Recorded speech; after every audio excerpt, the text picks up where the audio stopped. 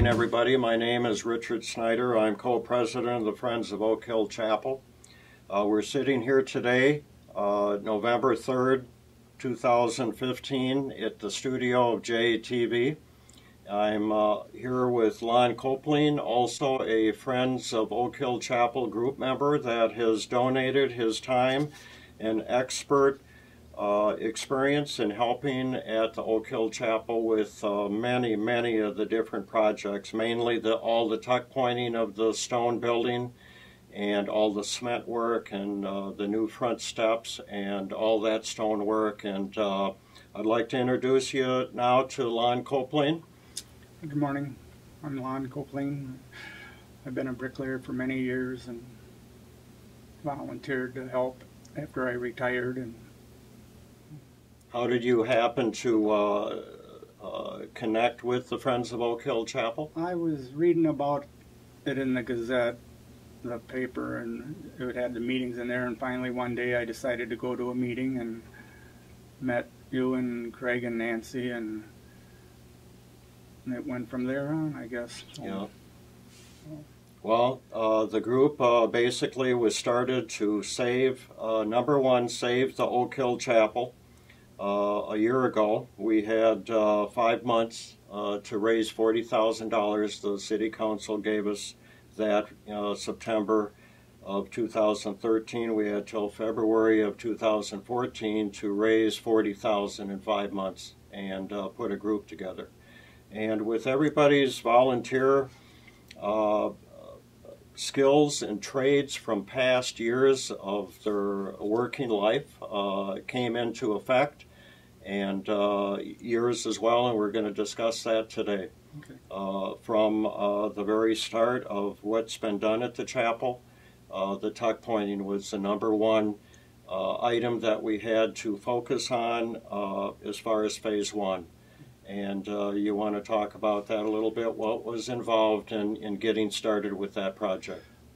Mainly we had to get the materials ordered for the tuck pointing and all the scaffolding and lining up people to help, and it took a little while, but after a couple months we got everything arranged, and we had, through the local bricklayers union, they had the instructors get the apprentices lined up for 1 week, or one weekend it was, or one Friday, to come down and have a class on tuck pointing, and that helped quite a bit. And what a great experience for them. They were out of Madison, I believe, MATC? Yes, but the apprentices came from all over the state. Oh, that's right. You know, yes, some from Rice Lake. Yeah. I had talked with a couple. So, and it was something they probably never get to work on in their lifetime, you know, but it was an experience for them. And yeah, to help with the skill level and the experience of restoring a 115-year-old building at that time. Yeah. So I think there was maybe around 10 bricklayers there and maybe around 15 to 20 apprentices that came. So it was a pretty good day. Yeah, it was, yes. I remember I was up there watching. Not much that I could do really is I did try some of the chipping out of the old mortar, which is a painstaking job, that's for sure. I think I did that that one corner there, the northwest side, maybe about 3 square feet. It took me about 4 hours. Yeah. So it was a intense, labor intense. Oh yeah, very. You had to go over the whole project probably 4 or 5 times before it was even ready to start tuck pointing, you know. So all that old mortar, a lot of it, you know, I noticed too that you'd get into a situation or in an area that it would be so loose. I mean, how deep do you go? Well, you go back as far as the loose mortar would, you know, until you hit some fairly firm mortar, you know. Right. So, you know, you can tell right away when you hit good mortar, you know. So basically, you and the crew then, and other members of the Friends group, Craig Holton, Jim Crittenden, and Jerry, and others that got involved with that from time to time, would be chipping out all that old mortar and then pretty much you did the whole chapel that way, and then you went over and tuck pointed everything. Yep. Yeah, we did each side separately. You know, we tried to do the north side, the south side, and west and east. You know, and we got it taken care of. You know, finally, and months and months of work. Yeah, it was all summer, yeah, and into the fall. I think we finished up in November of last year. Yeah, about a year ago. So, yeah, with the tuck pointing. Amazing. Yeah, what an amazing job. So with all that tuck pointing taken care of now, that was part of phase one. The other items in phase one that we had to complete was we had to put in a handicap ramp on the west end, the back door, and that involved putting in footings, and also the front porch had to be removed, which that was taken care of by Al McKnight and excavating crew, which was I believe 100% donation from his company, with the help of you and Craig and Jim and also Jerry, project manager, that took care of that and helped with that removal and all that cleanup. And what took place after that then? They started digging one day. They finished all their digging and removal of the front entrance all in one day. The next day we formed the foundations and poured the footings. And the next day we laid block on them for 3 days, and we were ready to backfill within a week. Wow, that was amazing, incredible advancement just in those 3 or 4 days of the work that was done after the porch was removed to put the footings in, pour it, and start blocking it up within a week. That was really amazing. That was faster than even the city commented on it. That's faster than some of the other workers that have worked on projects within the city, they said. Yeah, I had a couple bricklayers from Local 7 help with laying the block and everything, and Jerry and Jim and Craig and Nancy were there helping, and so yes, everybody worked together to get it done. And and those were 8 by 16 inch blocks? Some were 12-inch block, 8-inch block, some 6-inch block. Heavy work. Yeah. Very heavy work. To do that all day, every day for a week, that was just incredible. As far as the back ramp, then, that had to be dug out and then footings poured for that, for the, I guess, what do you call it? The landing. The landing first, and then the ramp was poured later. Yep. Yeah, we got all the cement poured for that ramp and the entrance going down into the basement, and then the front steps for the new entrance of the chapel. The basement, the cellar steps too, that was another part that was part of phase one. Yep. That had to be redone. The walls were bad going down into the basement and the steps, and that was tore out, I believe, as well, with Al McKnight. Yes. So that was formed up, new steps, and then were the walls block, or was that poured? They were all block walls. Oh, I see. Foundation. Yep. And then they were filled, and then the new Bilco door was put on. Yep. Craig and Jerry helped with that, and Jim. Wow.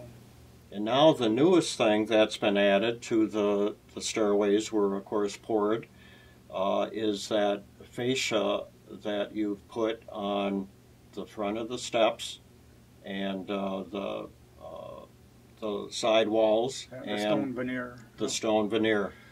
You want to talk a little on that? I mean, each piece had to be custom fit. Yeah, it was quarried in, well, I think southern Wisconsin and northern Illinois is where we got the stone from, and it was almost identical to the original stone on the building, you know. Wow. So it matched pretty good. It wasn't weathered like 100 years, you know, like the chapel's been weathered for 100 years, and the new stone is just quarried, you know, so there's a little difference in it, you know, but eventually it'll look pretty close. And then we're working on putting the caps on the entrance now on the stonework. Right. They'll be coming sometime this week, and we'll get them on this winter. And they're actually, you were telling me earlier, they're actually quarried out of the ground. Yep. cut and then polished, Yes. Yep. and then they'll be set in place Yep. coming up in the next few weeks. Yep, that'll be all done before Wow, winter so gets then the completed new front entrance is complete. here. Yep, that'll be And that really wasn't part of phase one. Oh, I see. It was, not a new, just to take the porch down was part of that. That's right. That was an addition that we've added. Yep.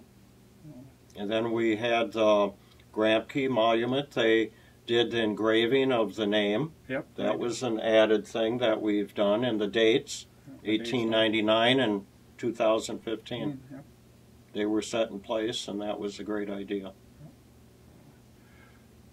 Now we just have to put the time capsule together. Yep, we got to do that. You left a space for that. Yeah, so we'll get that sometime in the springtime. We'll do that, and when we finish there's going to be some outside work done and inside work too. We got to do. So. Most of the stonework at this point, then, to do with phase one is completed. Yep, I would say within a couple more days it will be, with the caps. Right. So.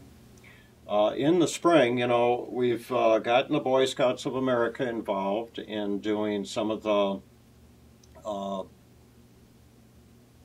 landscaping work, I guess you would consider it, which is actually probably phase three, would be to build a retaining wall in the very front of the fountain area, where we have kind of planned to incorporate the steps from the north to the south, kind of around down into the front, which would be the east, and around the fountain area, and make that like 3 steps down and 3 levels.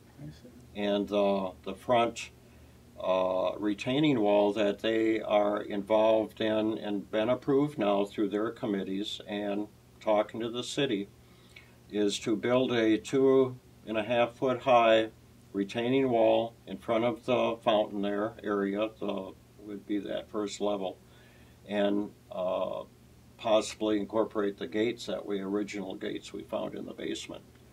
But as far as doing the footings, they would help put that in, and then we thought maybe to use some of the stonework that was donated by, I believe that's Lycon Cement. Okay, yeah. Out on Bloyd Avenue. Yep. There is a foundation of a barn out there. They donated all that limestone. Yep. We just have to get out there and get it.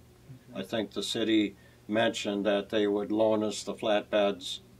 We talked about that, I think, at one of the meetings recently of how to pick those up and load them on pallets or whatever. I see. Is that something that you would help with, yeah. maybe with the Boy Scouts and in setting those stones, whether we set the stones limestone or block it up? What would be the best on that?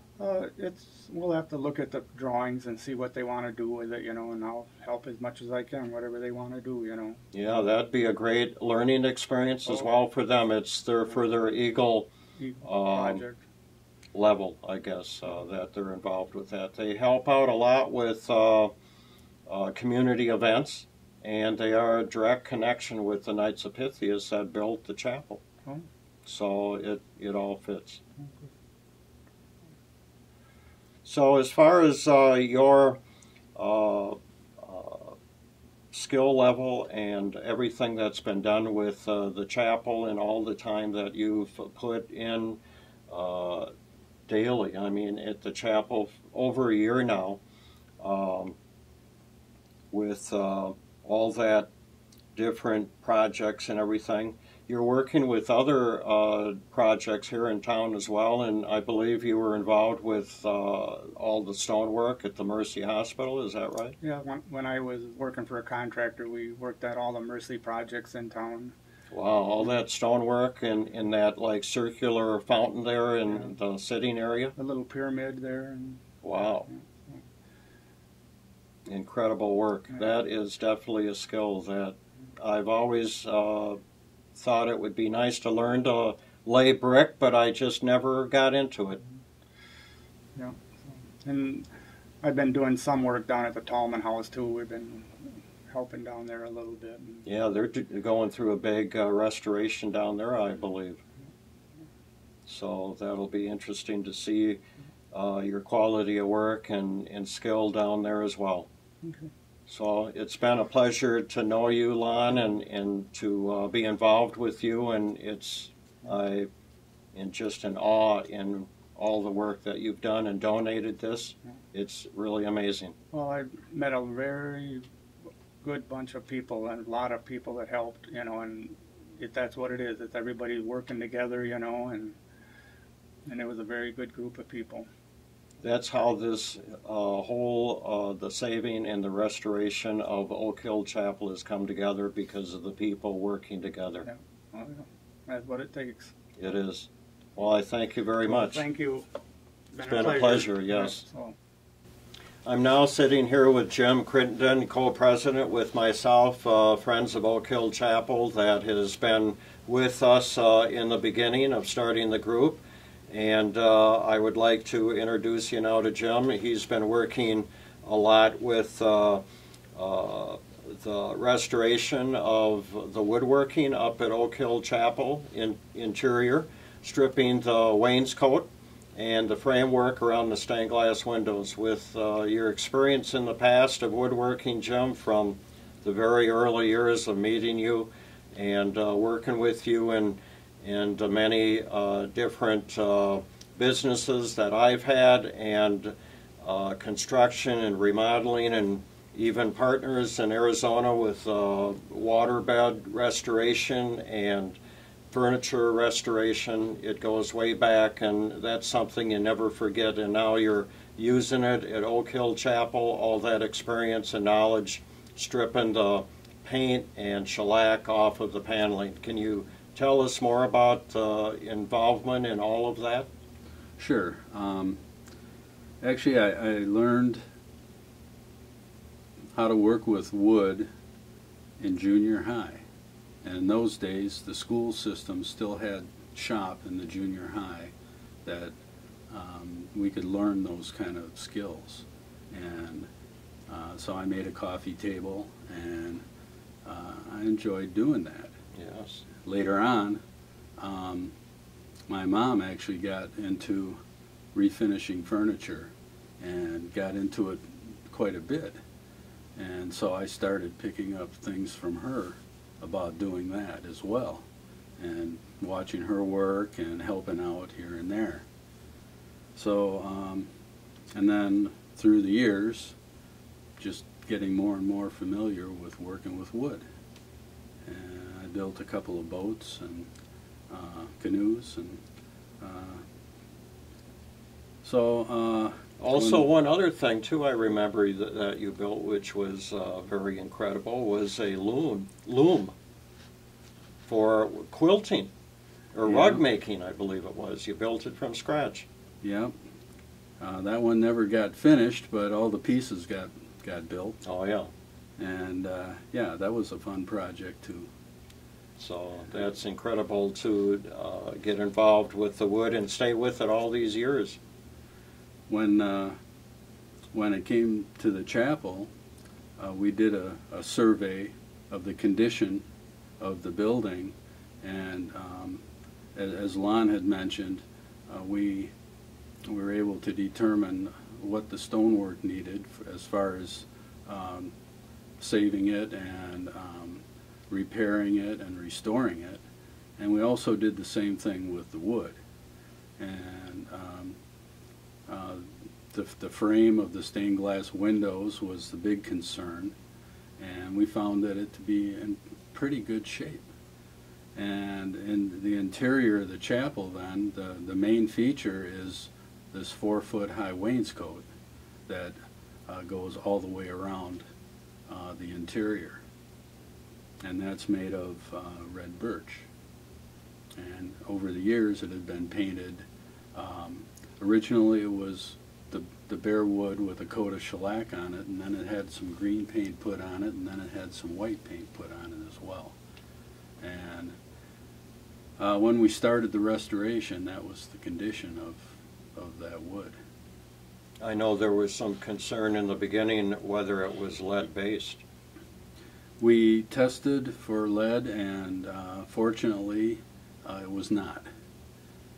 And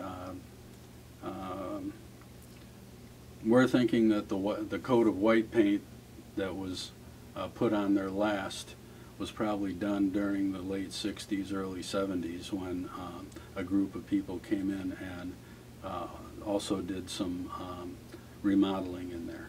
Yep, some upgrades, carpeting and things like that. I think Yes. even upgraded the electrical so they could use heat lamps. Yes. As far as the stripping of that paint, then, I mean, that was, there's like 675 square feet, I believe, where it was the numbers of all that paneling, 4 feet off the ground, all four walls. What was the best use of the products out there today that worked the best to remove that paint? The wainscot is an old type of, I call it beadboard, where it's got a wide strip and then there's a real narrow bead that's routed into the wood, and then another wide strip and a narrow bead like that, and that's the pattern. It's a simple pattern, but we were kind of overwhelmed at first at the idea of even trying to restore that. And we had even thought at first about removing it and having it professionally done in a dip tank of paint remover. And but the condition of the wood was kind of fragile in lots of places, and we saw a lot of problems. And finally, we decided to go ahead and just try and work on it in place. Yeah, trying to remove that. I noticed too, some of the trim on the top was already cracked. To try and take that off without damaging it further would have been a real mess. Most of last year's good weather during the summer and early fall, we worked outdoors while we could. So we didn't really get started on the interior till winter time, and it was cold. And although there is a furnace in the chapel, it remained unheated. There's no point in heating it. Right. We would just get started a couple hours before we'd start a work session and then warm things up a little bit. And so the condition of the wood was that it was cold. And we found out that we could actually chip the paint. Instead of using a paint remover or stripper material, we were able to actually just strip the paint, chip the paint off. And that was a great discovery, because it really allowed for some rapid work. And so throughout the entire winter, we scraped and chipped and used heat guns, and which helped as well in the flat areas. And by springtime, we had 90% of the paint removed. Yes. Then the chemical wash. And that was kind of toxic, I believe, where you would have to open the doors. So that would have to be done in warmer weather. And that was done with the help of a men's group from Faith Lutheran Church. Yes. In Janesville. Yep. And that was a big help. We couldn't have gotten Every Wednesday anywhere at near 9 so o'clock far. they would show up, Right. and We worked with- 3 or 4 of them, I believe. Yeah. Ken Manthai, I believe, was one of them. Yep, Ken Ken Olander, Yeah. he was another. Did a lot of help up there, a lot of volunteer work. They did a great job with you. And with their help, yeah, we got it. Yep. The paint stripper is what really helped then, once we got the paint off, because there was a layer of shellac that the heat gun or the chipping could not remove. And so we were able to remove the shellac with that and got right down to the raw wood of this beautiful red birch. Yes, it's a natural red birch. And it was sanded smooth originally, and it's just fantastic, the condition that it's in now. It is. As far as the little bead, then, I know that there was that reveal in there. You kind of have a groove on both sides, and then it's rounded in the center of that reveal. You made some special tools you ground out, I remember, at my shop, where Yes. you could scrape that without... It was difficult to get in there with anything. They didn't make any main tool that would do that, but you custom fit some different things that worked. Both Jerry Jazz and Tom Skinner came up independently with ideas about that, and Tom actually made a small tool that you could get in and scrape right, and just get the whole thing almost all at once. Yeah, I seen he had a grinder up there, so he custom fitted on site, I think, to make it fit that reveal. And we use that a lot. We use screwdrivers, actually, and chisels, and paint scrapers, and there's differences in the thickness of the paint, because when you're painting something and you freshly dip your brush in the paint, then where you're brushing it on, it's getting a heavier coat than maybe a couple of feet later, when the brush has already got rid of most of its paint, but a painter sometimes will just keep painting to cover it over, and that's a thinner layer. Right. And so at the micro detail point, yeah, we had to deal with places where it was real thick and other places where it was easier to work with. It wasn't just grunt work, it was kind of challenging, actually. I had to pay close attention to what we were doing. Yeah, and the floors too, that they're carpeted now. They're going to be, that carpeting will be removed in the future, and those floors will be sanded at some time as well. That is something that we would do, or would we do, I know, have a estimate maybe from a couple that... We have a couple estimates that might qualify more as donations than estimates, because they were very generous estimates, and that's probably how we'll go with it, and have that would be most likely the last restoration thing we do. Right. We'll keep the carpet that's in there in place. Just for protection at this point? Yes. And when all is said and done, then we'll refinish the floor as well. Right. Before we get to that, we have a lot of wood trim on the windows to do also, besides the wainscot. You've done as far up as you could reach, even I think maybe second height of a second level of a scaffold that was set up in there on the north side.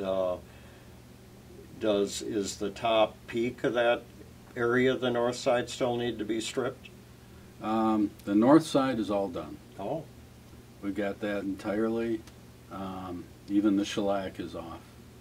And that had a different paint on it. It had a brown coating, but it was probably from the same time we tested it as well for lead, and there was none. And that was fairly easy to remove because it was a lot of flat surfaces. And we got down to the shellac, and then used the paint stripper to remove the shellac, and got down to the bare wood. So the paint stripper worked well for the shellac, but not for the paint itself. That was best using heat guns?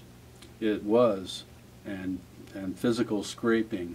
Yeah. And the reason is because what the paint stripper would do would be to just kind of turn it into a mush that would smear and spread and actually soak into the wood. And so it became almost impossible to clean it without follow-up with some kind of sanding, or not even steel wool was good enough. So technique-wise, definitely using the heat gun and a scraper and the chipping tool got 100% of it off, or 99% of it off, and the balance we're able to work with steel wool and get. Wow, lots of labor and intense just to figure all that out. I mean, it took months just to get a It was trial and error. right, trial and error, you know, to get the right solution that works. But it's definitely worth it. The front doors, which we located in the cellar, the original front doors are in very, very poor condition. Falling apart. Literally falling yes. apart, yeah. And however, a man named Trey Leader, who does restorations professionally, says no problem. And so we said, all right, here you go. And so he's working on restoring those now. And when those are done, then we'll be able to get them in place as well. Yes. What a added feature to have those original doors. And they're with, very old-looking doors. yeah, so, bevel glass yeah. ovals in both of them. Yeah, it was amazing they saved them. They were in such poor condition. So that was kind of a nice surprise that we could save them. I seen up there one time where you had stripped the sill of the north side and the south side, which is solid wood, of course, as well. They really came out nice. The next step, as far as the wood refinishing, would it be lightly sanded for the final coat of shellac then? Or are you going to use shellac, lacquer, whatever, something that would dry fast and maybe preserve the wood for many years to come? Well, the window frames that hold the stained glass windows have those we actually removed, and those were taken by Craig and Nancy Holden. That's right. Who have been restoring those.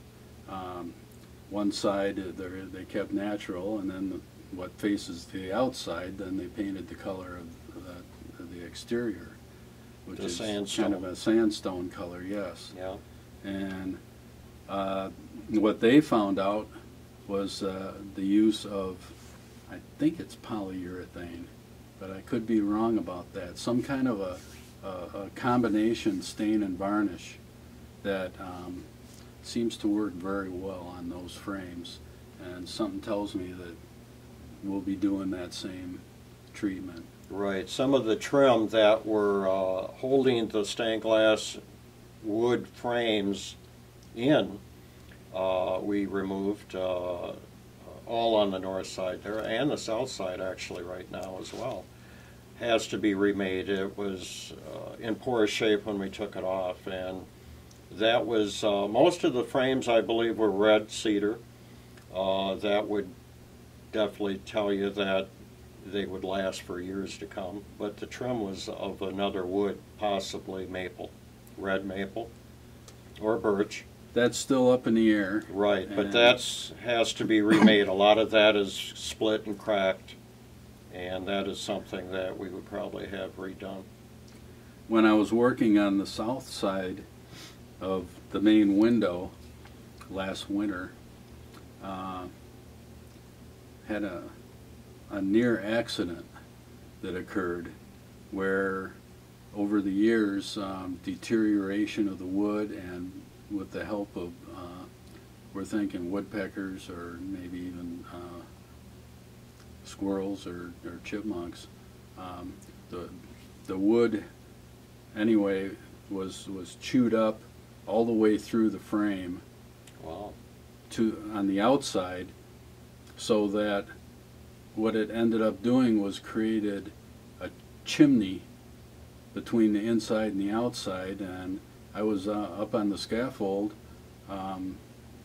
with a heat gun removing the paint, and because it's on the south side, getting more of the heat and the sun day after day after day after day, a lot of the small pieces of wood were just dry as tinder, and they actually ignited.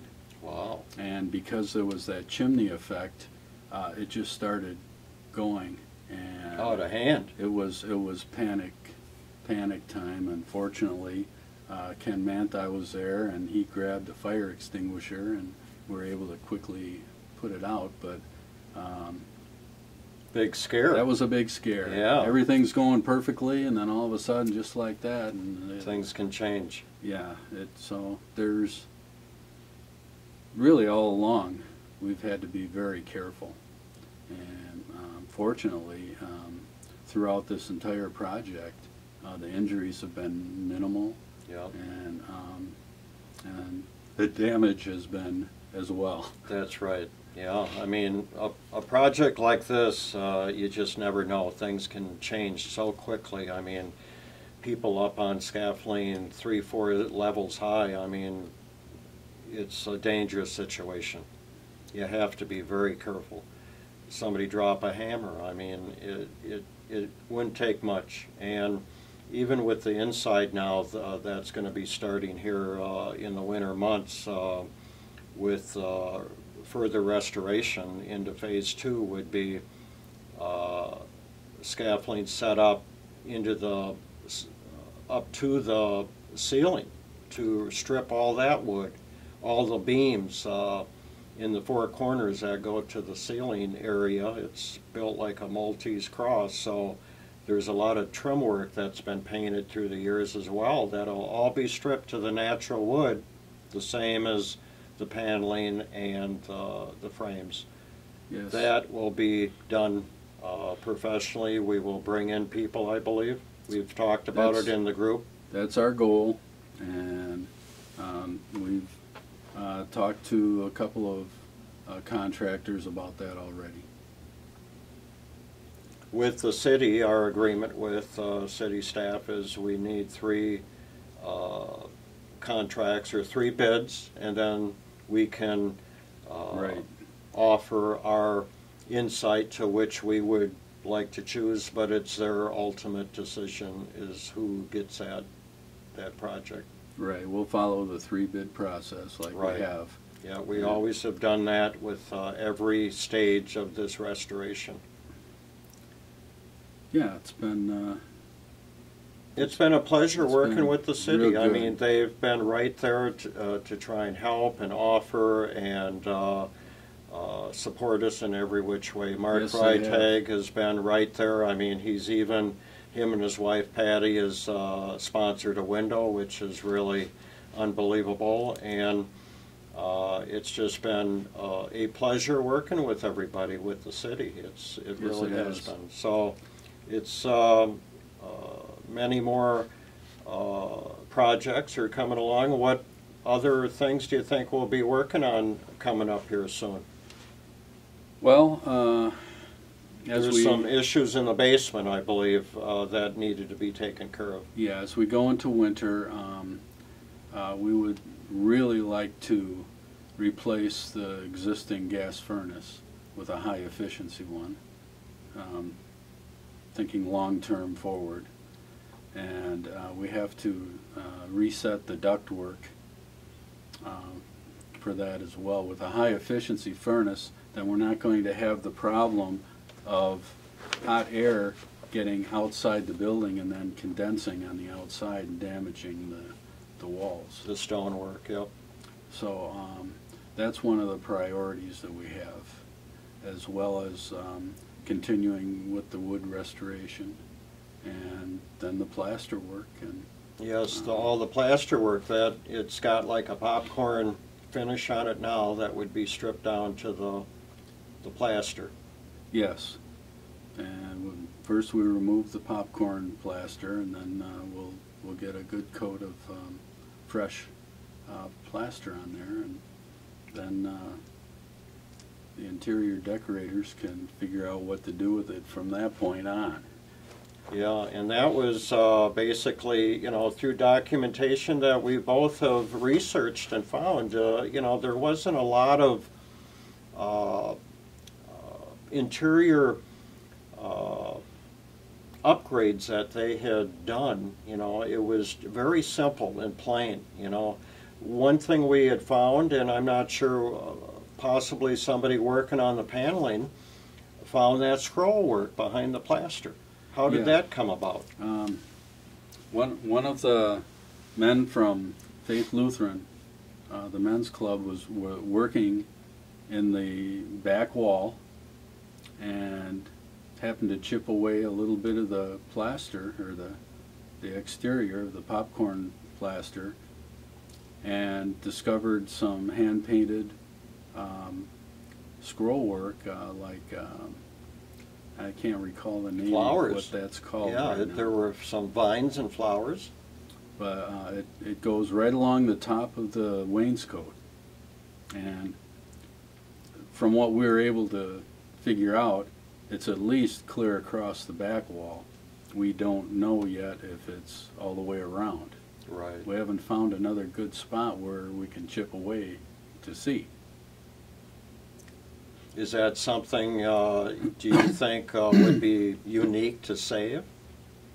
Well, I know there's pros and cons that... Yeah, I personally do. That has to be worked out with the Friends group, and Right. and I don't know how that will play out. It looks like the original color, though, of the wall was kind of like a bronze, kind of a brownish, goldish color.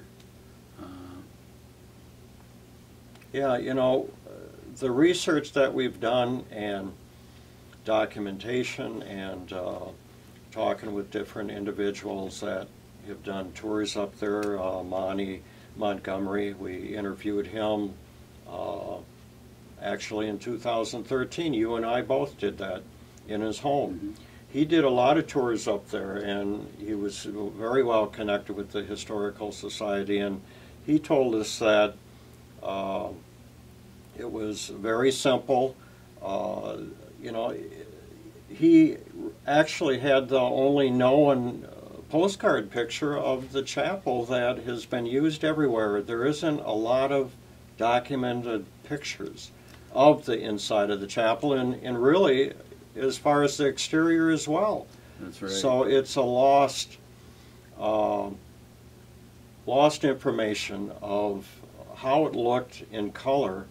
You know, there's articles that date back from the 1800s, early 1900s in the Janesville Gazette that we've found that is black and white. It really doesn't show detail, but that is still, you know, we're still hoping that somebody has photos out there in their attic that would be useful to us.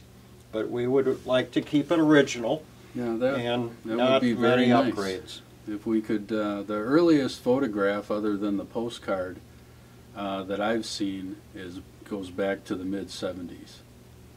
And at the Historical Society, they've got a photograph from that time that someone had taken, and that's of the exterior. We really need to find old pictures of the interior and the exterior. We really want to know what the large 4-foot rosette window looked like. Yep. We are pretty much at the point now, because you're doing the stained glass restoration, where we'll just come up with our own pattern for that Right. rosette window, and keeping in mind the historical documentation of provenance of the time. Yeah, you know, through the information, through Monty and his books that he had written, you know, it is stated, and I've actually seen it written in other articles as well, that he might have referenced to, is that rosette window, it was a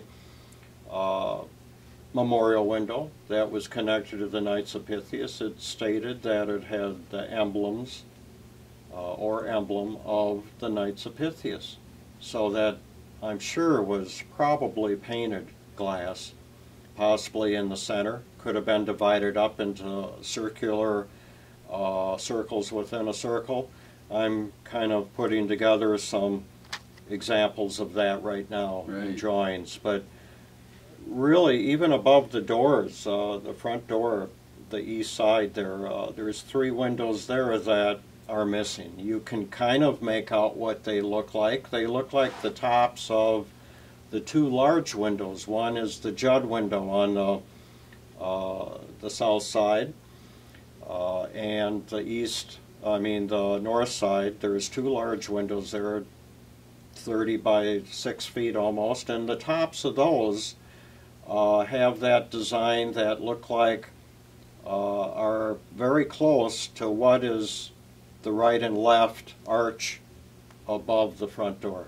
And then in the center between them is a diamond that is covered in ivy, just like the rosette from that early photograph from the early 1900s. And there's lots of woodwork on that part of the building too yet to do. Yes. Yeah, the south side. We did take out the stained glass windows. There were only 5 of them left at the south side. I needed one of the diamonds taken out to use the two pieces out of that flower, so I could put into the north side to keep it original, other than using new glass. But yeah, most of the frame, all of the frames on the north side have been restored, refinished, and repainted by Craig and Nancy Holden, and they're ready to have the glass put back in as soon as the glass is done. So lots yet to do on the inside, and with the winter months coming, we can get a lot of it done. Keep us busy and still active, and volunteers are always needed. You can contact Jim or myself through our emails and or friends group. You also, Jim, an expert in website building, and you update that regularly, setting up slideshows with all the many photographs of all the progress that we have done. FriendsofOakHillChapel.org. Yep. Talk about the website and what's all been done there, and what people can see and connect with. Well, it was actually started by Ken Connor, and then I kind of inherited the duties of that, and have been trying to maintain it. And there's some real nice slideshows on there of the progress, and there'll be a real nice 2015 slideshow of all the work we've done this year. Yes. As well. Around Christmas time, that'll probably be get posted. Sure. And there's also a direct connection to the Community Foundation of Southern Wisconsin? Yes. That's who handles all our finances. And there's a link to that for anyone interested in making donations right on the website, where just click the link and it'll take you right to the Community Foundation site. Right. Also, too, there's still 9 stained glass windows available for family sponsorship or individuals. That there's listings of what windows are available, I believe, on the website. There is, and you keep that updated regularly. Yes. So the location of where those windows are, what the cost would be for anybody that sponsors a window would get a plaque in either wood, stone, or metal engraved that would be in their name or their loved one's name for the sponsorship of that restoration of that stained glass window. It's been a very successful it has initiative to find sponsors for the windows. 32 have been sponsored, I believe, out of 41. Something like that. Yes, that'd be 9 left. So yeah, we still have 9. I think there's a couple left on the north side, half of double hung windows, and then on the south side there's quite a few double hungs left, and there is little as $6.50 each. And then window D on the north side, that is a minimal of $100 donation for a nameplate that you can get in for a loved one's name. That is something too. I think you have you made up different examples of how that plaque would read, and that would hang by each of the windows of different examples of how we're going to do that. It's a work in progress, but Right. yeah, there will be some way of acknowledging those sponsorships. Yes. Yes.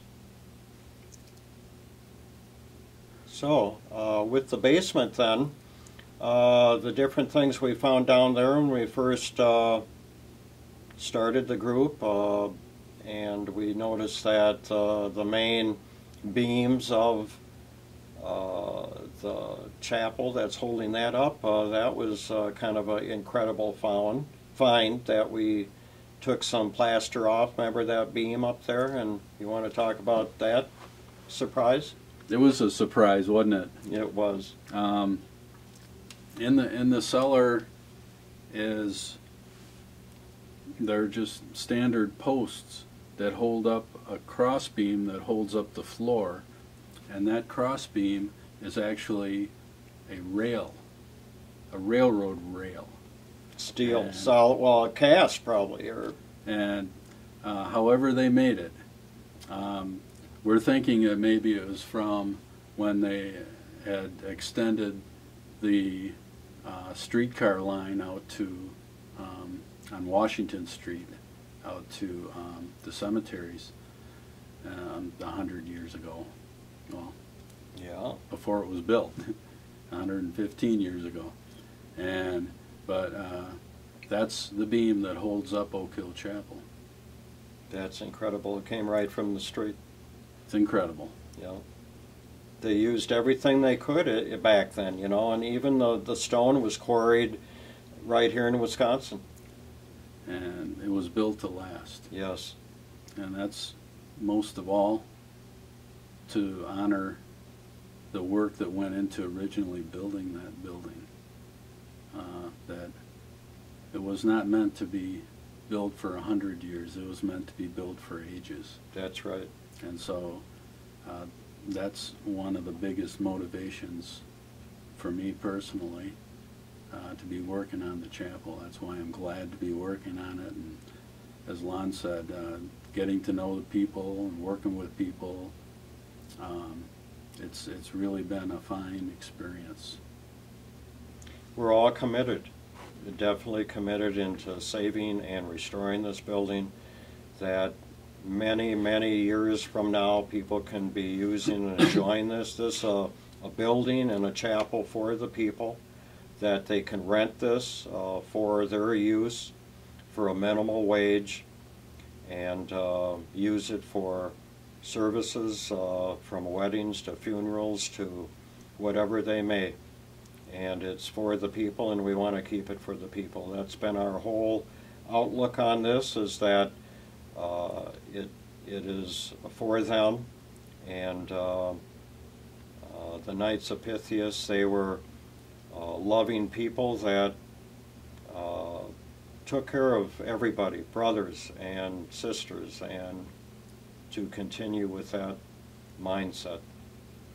And I'm glad to be working on it. I am too. It's been a pleasure from day one to be involved with this. Growing up in the area and riding my bike up and down the hills, and sledding down the hills in the wintertime was a lot of fun. So it'll be here for many years to come. Thanks to all of the friends of Oak Hill Chapel and the Janesville community that have donated $5, $10, $20 here and there. Absolutely. They have saved this chapel. Yeah. We have just directed the work and everything that goes into saving this. And I thank JATV as well for giving us time and the rental and the use of all their equipment to do what we need to do to keep it out in the public's eye. And I thank you for your commitment, Jim, Yep. and your Likewise. friendship. It's been a pleasure. Sure. Thank you, everybody.